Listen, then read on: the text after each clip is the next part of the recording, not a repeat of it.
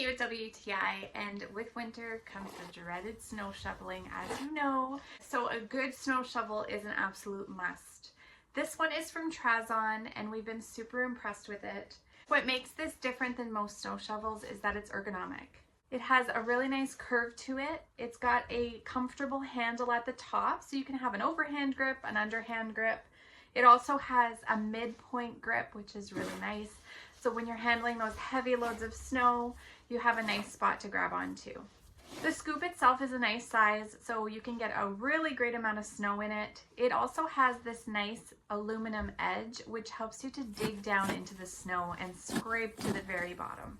It goes together really easily. It comes in several pieces. It has all of the parts that you need to be able to put it together so that it's really solid.